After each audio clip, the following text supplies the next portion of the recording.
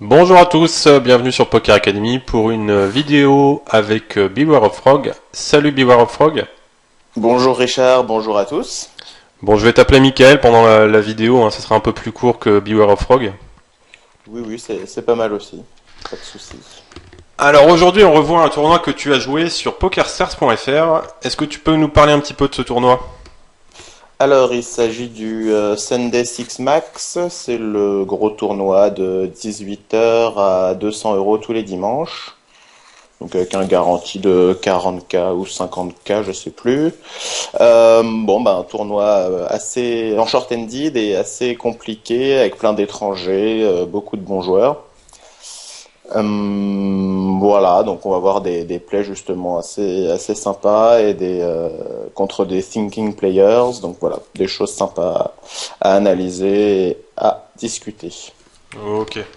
Alors on va pas décrire chaque joueur un par un, on verra en fonction des mains intéressantes, on donnera des indications plus précises sur les joueurs. Peut-être qu'après, plus avancé dans le tournoi, on donnera des détails sur les joueurs. Ouais, bon, en deux mots, c'est une table de règles, mais pas des fous aggro, donc ça va, je suis pas mécontent de cette table. Ok, ça marche. Je te propose d'attaquer tout de suite. Allons-y. Alors, on va voir uniquement les mains jouées par Hero, jouées par Michael. Ouais. Donc là, pour l'instant, sélection qui va être peut-être assez tight en début de tournoi, je suppose. Ça dépend de l'activité des vilains, mais oui et non, quoi. On va aller voir pas mal de flops en position avec des mains à potentiel en principe, sauf s'il y a beaucoup de 3 bêtes derrière, mais sinon tous les suited connectors, les mains comme ça, on va bien aimer aller payer une relance ou relancer nous-mêmes pour aller voir un flop pour pas cher et essayer de monter un très gros jeu avec ces mains-là. Ouais, donc là on a 200 big blinds de profondeur. Ouais, donc voilà, c'est des mains qui jouent très bien avec ces profondeurs-là. Et en multi-way, donc. Ok, ok. Alors, je sais pas, je peux peut-être mettre plus rapide. Je veux pas que ça Alors, soit trop pour rapide après. l'instant, rien de très croustillant. Donc voilà, Makelele nous open no hijack à 3x. On choisit de payer simplement au bouton avec As-9 suité, ce qui me Alors, paraît assez standard. Je crois que Makelele est pour le coup un reg assez weak, assez neat et assez weak. Donc voilà, ici il check sur ce flop. Bon, on n'a pas trop de raison de faire autre chose que de bet. Hein. On a un top pair, top kicker, de la value et de la protection à faire. bon, ici ça ressemble quand même pas mal à un give-up, hein, ce qui nous fait Makelele. Oui, bon, des fois il a un petit quelque chose, un petit set et il va payer une fois, ou une petite paire et il va payer une fois. Bon, la plupart du temps c'est un give up, mais bon, on n'a quand même pas envie de voir des Broadway et tout ça au turn. Donc bon, Ouais, il fait remise, hein, ok. petit bet. Alors, Alors ici on là, on défend. décide de défendre à 7 suité sur l'open de Wowelly. Ok. Avec ses profondeurs, ça me paraît aussi assez standard. C'est une main qui va faire des nuts et qui va bien jouer avec ses profondeurs. Voilà, on décide de lui laisser l'initiative sur ce flop où on flop nut flush draw. Et là, je crois que j'ai pris l'option de just call le c-bet. D'accord. Assez bizarrement, on peut check raise, on peut check call. J'ai pris l'option de check call pour plusieurs raisons. Parce qu'on est très deep et donc si je check raise et qu'il me revient dessus, ça va tout de suite être pénible. Deuxièmement, Ace High, j'ai le flush draw Ace High. Ace High, c'est quand même assez régulièrement la meilleure main ici, donc pas non plus la peine de forcément bluffer le coup. Ensuite, en prenant cette ligne passive, il va assez rarement me mettre sur cette main. La plupart du temps, avec un flush draw comme ça hors de position, les règles vont check raise. Donc quand je check call, il me met assez rarement sur le flush draw, donc il peut barrel le flush draw s'il tombe et donc mettre plus d'argent dans le pot sur nos nuts. Et voilà. Et comme dit, si on check raise et qu'on sait revenir dessus avec les profondeurs, ça va très vite être pénible. Donc check call me paraît pas mal avec Ace High et le flush draw max. Ok. Pourquoi pas, après, Mais check raise n'est pas loin d'être dégueu non plus, hein, bien sûr. Oui, puis c'est dans les vidéos de... On touche tout de suite les nets au turn. Ouais, dans les vidéos de Wang, justement, on voyait un petit peu ça. L'idée, c'est qu'on n'est pas obligé de toujours check raise au flop, même si c'est vrai qu'on a plus d'équité en général au flop qu'à la turn, quand le carreau ne rentre pas. C'est intéressant des fois de check raise à la turn parce qu'on monte plus de force. Donc même si on a moins d'équité, on monte plus de force. Et pourquoi pas de temps en temps check raise à la turn plutôt qu'au flop. Bon, Ouais, après, bien sûr. Ouais. après il y a aussi des On lignes qui présente plus, consistent oui, un à... brelan sous-joué, on aurait just call flop pour check raise turn. Ouais. Des fois on Il y a peut ces aussi options-là aussi. check call au flop et rendre le lead à la turn sur certaines cartes. Mais bon, on verra, on aura peut-être ce type de situation. Hum, hum, hum. Ici justement quand Là, on on touche... décide de check pour le laisser éventuellement barrel, se value cut ou bluffer. Puisque voilà, souvent quand on check call, comme on a dit, on n'est pas censé avoir le flush draw, puisqu'on le check raisera plus souvent, dans l'esprit des règles. Bon, il décide de check back. Et donc voilà, rivière, bon, on essaye de faire un value bet. Je fais exprès un sizing un peu cher. Bon, histoire qu'il se level un peu, s'il a pas de control turn avec un valet ou quelque chose. Bon, Ok, a priori, il devait pas avoir grand chose. Il a fold très rapidement, je crois. Donc voilà. ok. Bon, a priori, en début de tournoi, on devrait voir des mains assez standards, hein. Oui, je pense. Alors, on open 8 et 6 8 Théo cutoff, bon, ce qui est toujours assez standard. Et on se fait 3 bêtes par copain Tyler's Dad au bouton. Alors 3 bêtes à 3x, bon, ça fait peut-être un peu cher, mais en début de tournoi avec ses profondeurs, c'est pas non plus complètement hors standard. Donc voilà, quelles sont les options qui nous viennent? On peut décider de prendre l'option de bluff la main complètement et de 4 bêtes, mais sinon moi j'aime bien call ici avec cette profondeur, le fait que Tyler's Dad sera quand même assez rarement nutsé ici quand il 3 bêtes bouton contre cutoff. On a une main qui va quand même bien jouer avec ses profondeurs, même hors de position, on va souvent pouvoir check raise des flops. Bien sûr, on va pas check raise que quand on est hyper nutsé, on va check raise quand on a juste une gut shot ou des fois juste avec un backdoor draw. On va vraiment check raise pas mal Alors, le conseil de qu'on fois. peut donner aux membres de Poker Academy qui regardent la vidéo, si vous êtes à l'aise post-flop, pourquoi pas call en partant du principe que vous allez devoir check raise en bluff dans pas mal de situations.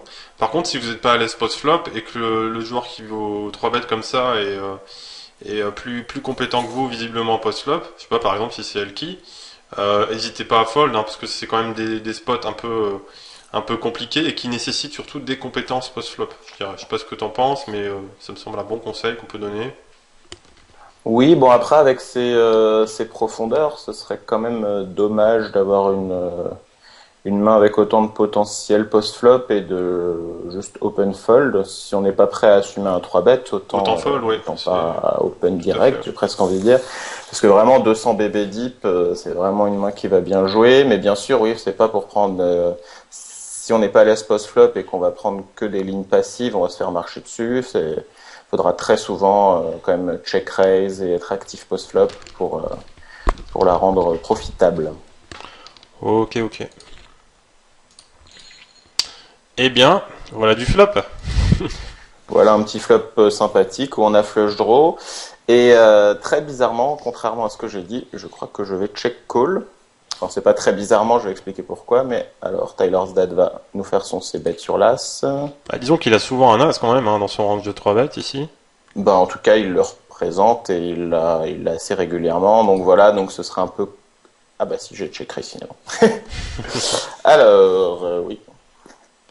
On peut check call, on peut check raise. Maintenant, je représente quand même pas mal de combos de value en check raisant ici. As dame, un as 9, un brelan de 9. Voilà, c'est un board qui va tout le temps ses bêtes. C'est un joueur agressif, intelligent, donc il n'est pas toujours nutsé quand il 3 bêtes bouton contre cut-off. Donc voilà, on peut check raise. Il me semblait que j'avais plutôt check call, mais les deux options sont valables. Puisqu'en check callant, on va aussi très souvent représenter l'as, en fait. Un as valet ou une main comme ça, qui aurait défendu le 3 bêtes et qui check call ici. Donc il va très rarement multi-barrel quand même quand on a check call. Mais on peut aussi check raise comme on le fait ici en représentant en value un as dame, un as 9, un brelan de 9. Ok. Alors, Les deux options sont valables et il va gentiment fold. eh ben, c'est parfait ça. Parfait. Donc voilà, faut être prêt à agresser des folds, des flops pardon, où on trouve des draws sympathiques si on veut pouvoir jouer cette main profitablement hors de position. En sachant que là, on joue donc une out hacker et on joue également des autres fantômes, c'est-à-dire que bon, le roi est pas forcément disons qu'on peut avoir 10 valets, donc le roi est pas forcément une bonne carte parce qu'il peut avoir as-roi et il lâchera pas, il aura du mal à lâcher. Mais par exemple, si un 8 rentre, c'est une carte qui peut lui faire peur. Je sais pas ce que t'en penses. Bon, ça me paraît ambitieux quand même de vouloir faire fold. S'il paye le check raise, ça me paraît ambitieux de vouloir lui faire fold un jeu fort qu'il représente. Même sur un Même 8, sur un oui, 8. qui est une bonne carte pour nous, mais Ok. une fois qu'il a payé le check raise, à moins qu'on touche notre tirage, on va quand même give up pour moi la plupart du temps. Ça Ok, ça représente quand même marche. un as fort, voire même un brelan sous-joué, donc un brelan joué gentiment, donc ça me paraît ambitieux de lui faire fold turn, quoi que ce soit, euh, une fois qu'il a payé le check raise flop. Ça marche.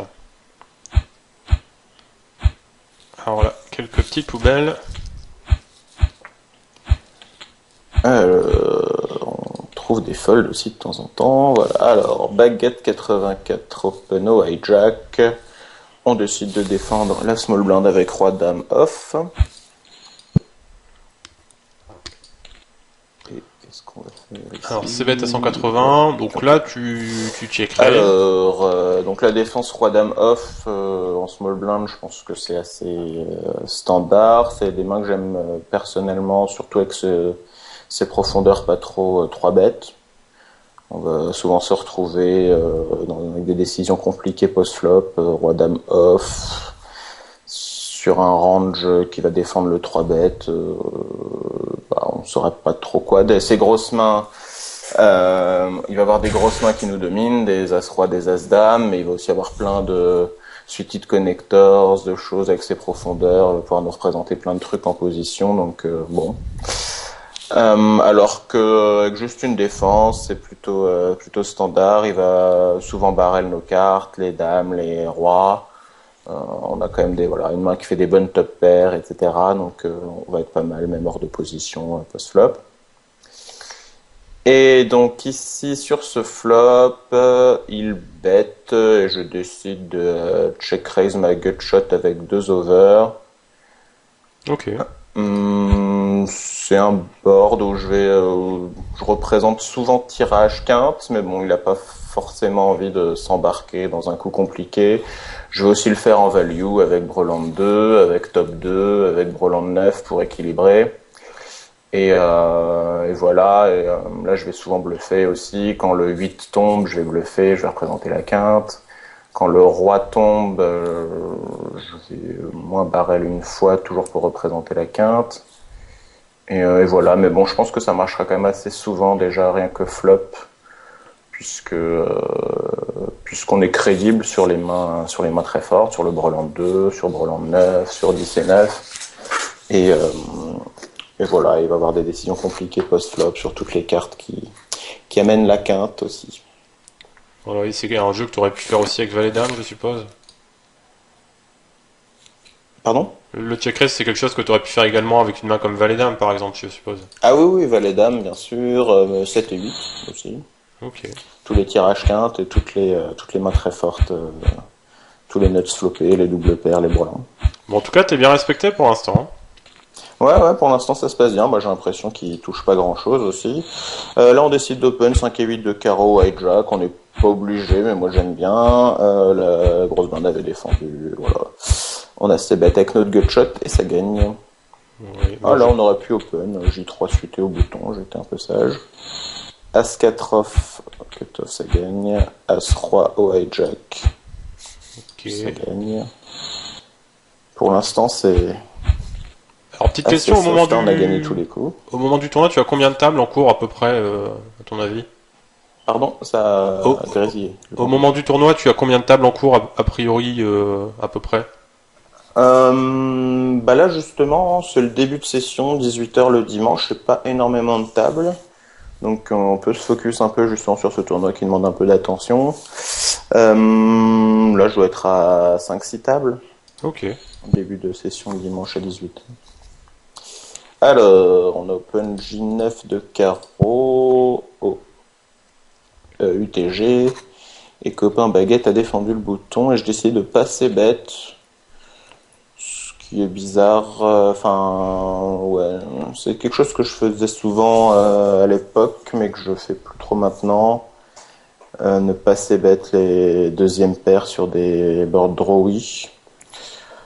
Bon, pour check call, hein, bien sûr, j'imagine, mais maintenant je préfère ces bêtes, ces boards-là, comme on prend quand même beaucoup de value sur tous les draws, et puis surtout là on a tous les backdoors aussi, enfin, Mm. Mm. il y a quand même pas mal de missed value sur tous les draws à passer bête ce flop. Mais bon, là j'ai pris l'option de check call, voilà, on voit que baguette check la rivière, on trouve Ah. une rivière sympathique, mais ouais, j'étais parti pour check raise, je sais pas si c'est un bon plan. En fait, Baguette a très très souvent give up ici, donc je pense pas qu'il paye beaucoup de ses bêtes rivière, enfin de value bet pardon rivière. Ouais, la seule façon qui Bah, bon, là, disons ouais, je que pense à ce moment-là, ma réflexion, c'est la seule façon de prendre la value, c'est qu'il continue son bluff rivière ou qu'il essaye de représenter le valet comme dans le check finalement. Je pense qu'il y avait très très peu de value à miser puisqu'il a très très souvent rien et très souvent give up. Mais voilà, donc j'étais parti pour check raise. ok. Mais bon, a priori, il a vraiment rien et il a vraiment give up. Il y avait As-3. On a un raise de Makelele au bouton. Tu décides de défendre paire de 4. Ce qui est tout à fait standard. Un flop 10 high avec un flush draw qui Makele décide de check back, donc on peut déjà penser qu'il va souvent give up, des fois il a un petit 8 ou une paire de 7, paire de 6. Mais bon, la plupart du temps, il est pas intéressé par ce flop, donc sur le 9 turn qui touche très peu sa range, puisque à chaque fois qu'il avait une espèce de tirage quinte, tirage ventral ou quelque chose, il va tout le temps ses bêtes en principe. Donc je décide de prendre un petit stab ici pour essayer d'arrêter le coup tout de suite, de prendre le coup tel qu'il est. Bon, j'en suis pas spécialement fan de ce bet, mais pourquoi pas. Ok, donc là il Et décide de McKinley call. décide de call, donc à partir de là, je pense qu'on peut le mettre soit sur un tirage quinte qui s'est ouvert turn, un as-valet, un roi-valet, ou n'importe quel valet, hein. D'ailleurs il est au bouton, il peut open des valets pourris. As-7 aussi peut-être. Oui, à 7, paire de 7, paire de 6, qui sont deux mains qui auraient gentiment check back flop aussi. Donc voilà, donc la rivière, je pense qu'il y a de l'intérêt à miser. Par contre là, du coup, une fois qu'on a misé turn, je pense qu'il y a de l'intérêt à miser rivière, mais là c'est euh, plus en bluff pour lui faire passer toutes ces petites showdown value. C'est 8, voilà, c'est 8x, sa paire de 7, son machin.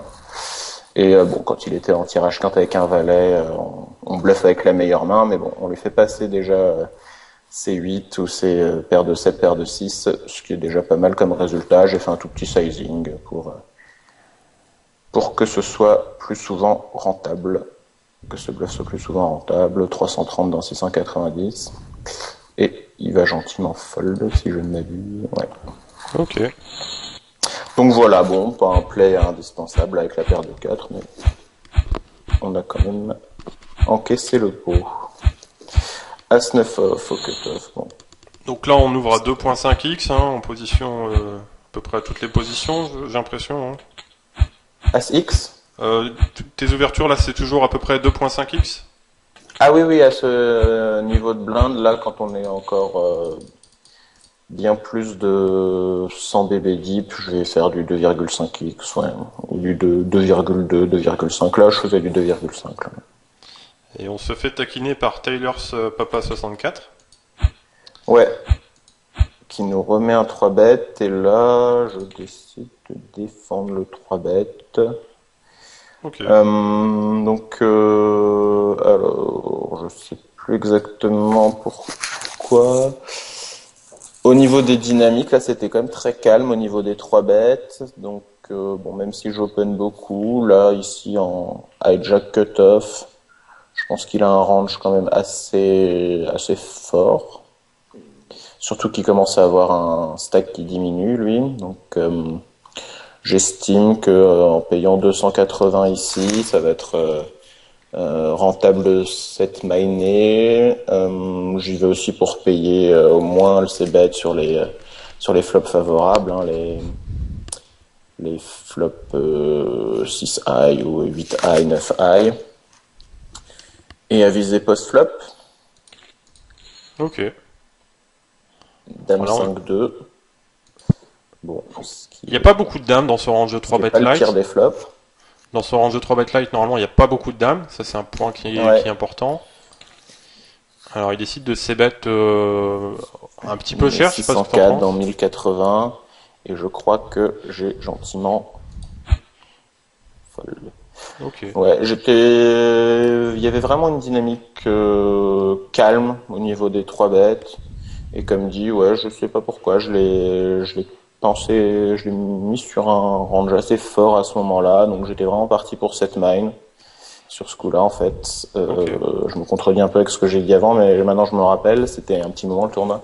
J'étais vraiment parti pour cette mine sur ce coup-là. Il me semblait qu'en rajoutant 280 dans 800 pré-flop, ça allait souvent être rentable de juste cette mine. Et donc voilà, vilain et compétent, si je paye une fois ici, il peut me barrel encore. Ça va souvent être très relou à jouer. Donc voilà, j'étais parti pour cette mine gentiment. J'ai pas mon set, je me couche. Ok, ok.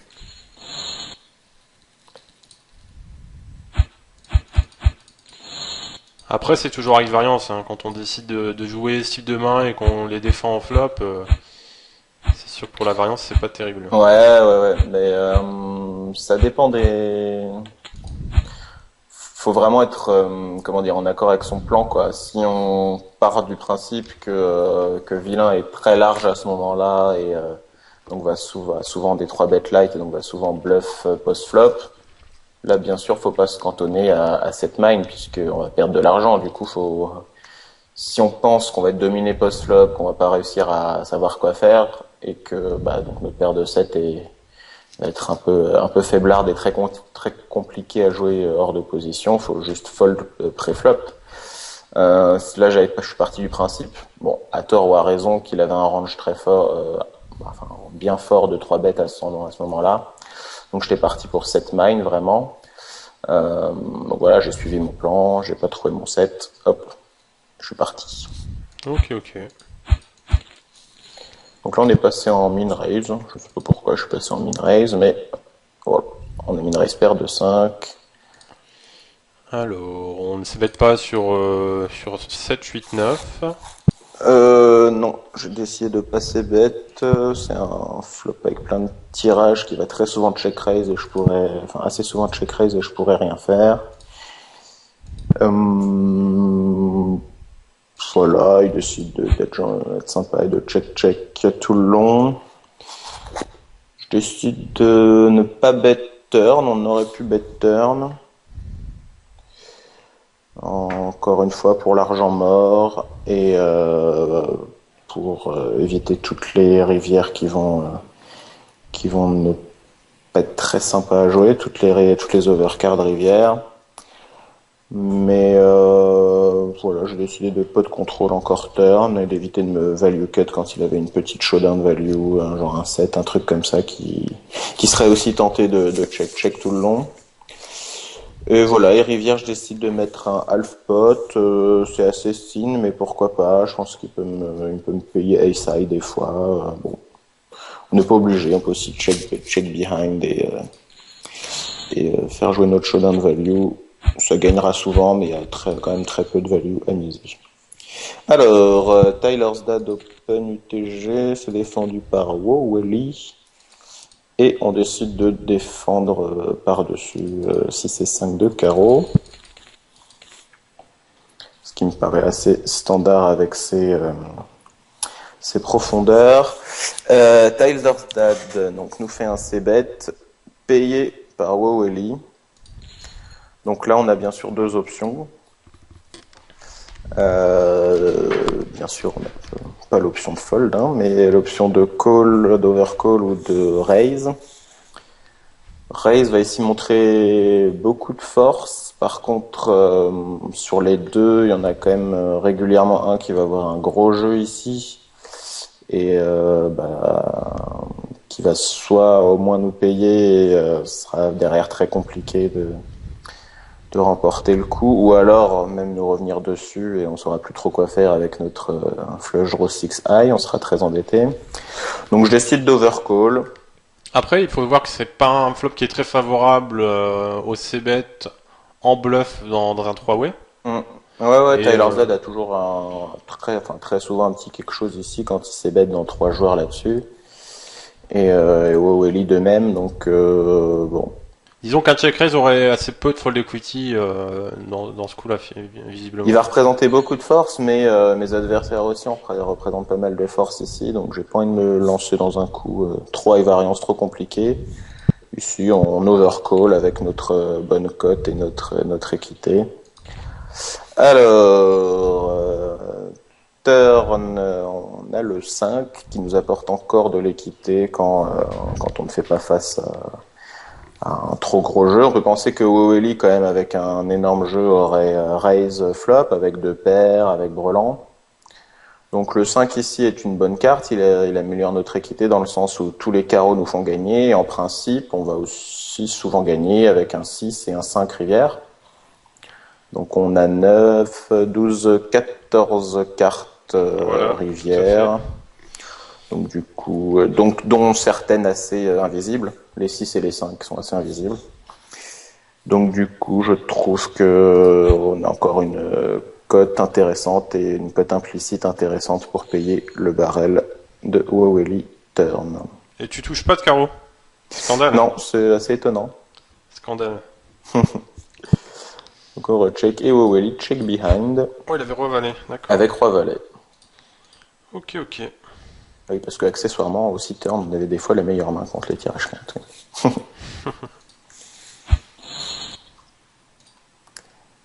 Pas besoin du carreau, Voilà. pas de gâchis de chat. Allez, paire de 7. On ouvre bouton. Flop très dry. Ouais. Wowelly a défendu, on décide de ses bêtes là-dessus. Bon, ce qui est assez standard pour value, pour se faire payer par les 6 et les petites paires. On va s'ébet tous nos bluffs là-dessus, donc on s'ébête aussi quand on a une main sympa. Bon voilà, Wowelly avait le valet, ça check tout le long, il y avait assez peu d'intérêt à bet derrière. Lui faire folder un valet, il aurait fallu 3 barrels pour bien représenter l'as, mais bon, je pense qu'on a quand même souvent la gagne déjà au flop, il a souvent un 6 ou une petite paire, un petit quelque chose, donc pas eu envie de m'embarquer dans un 3 barrels compliqué, de toute façon ça check à la rivière, jusqu'à la rivière, bon il avait le valet, tant Ok, pis c'est pas grave, next, c'était un petit pot. ok, ok. Ah, il faut pas essayer de gagner tous les pots parce qu'après, pour votre image, c'est pas bon, hein, de toute façon. Non, non, non.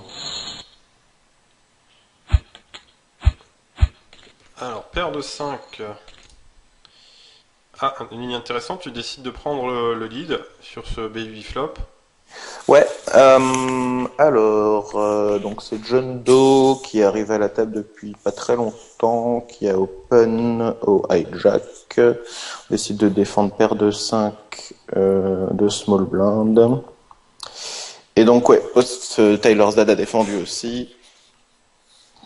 Et donc là je décide de donc bet.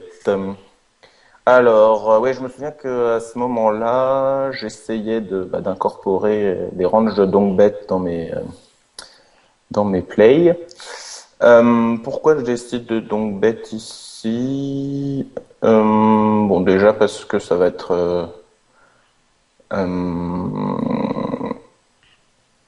Disons que c'est comment embêtant de dire. call si y a un joueur qui s'ébête parce que t'as pas non plus une équité monstrueuse, donc t'as un peu envie de prendre la dead money tout de suite si, admettons, ils ont tous les deux des Broadway. Ça serait dommage pour toi qu'ils check back avec des overcards, et ça serait aussi dommage qu'ils s'ébêtent en bluff et que tu te fasses bluffer, en l'occurrence, avec ta paire de 5. Là, quand tu bêtes, si quelqu'un colle, t'as encore un peu d'équité Il turn. y a ça, mais c'est aussi quand je donc bet ici, j'ai un plan sur plusieurs streets en fait. Quand je donc bet ici, je représente donc soit un bon tirage, soit une main nutsée en principe. On peut donc bet ici avec un brelan, avec la quinte flopée. En plus, paire de 5 ici est très bien puisqu'on a des bloqueurs sur la quinte flopée, des bloqueurs sur des mains qui nous donneraient de l'action et contre lesquels on est très mal, genre 7 et 5, 6 et 5, qui ont une paire supérieure et qui ont le même tirage quinte ventrale.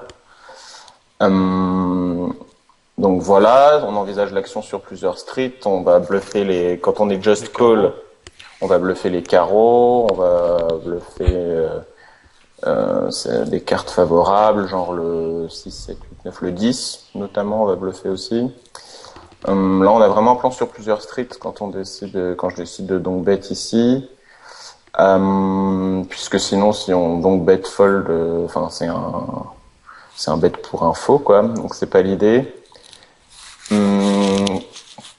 Qu'est-ce que je voulais dire? Ouais, ce qui est important pour intégrer ce genre de play, c'est qu'il faut avoir une image de règle, je pense, à la base. Puisque quand on a une image de random, entre guillemets, hein, c'est pas péjoratif, mais quand on n'a pas un pseudo, connu entre guillemets, un donk bet va être pris pour un move assez fishy. Donc les règles vont très souvent raise les donk bet juste pour faire fold leur adversaire, alors que quand on est considéré comme un règle entre guillemets, on a plus de respect sur les donk bet. C'est vraiment un play assez inhabituel entre guillemets et qui souvent va être assez nutsé au final.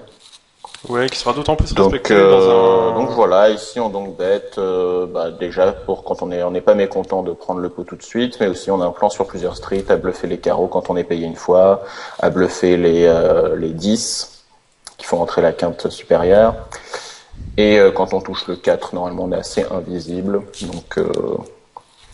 donc voilà, puis on a des Ok. bloqueurs sur les nuts. Eh bien, on va s'arrêter sur cette main à propos du donk bet pour cette première vidéo. Et nous vous donnons rendez-vous pour la suite très bientôt. Ciao! Merci, à bientôt.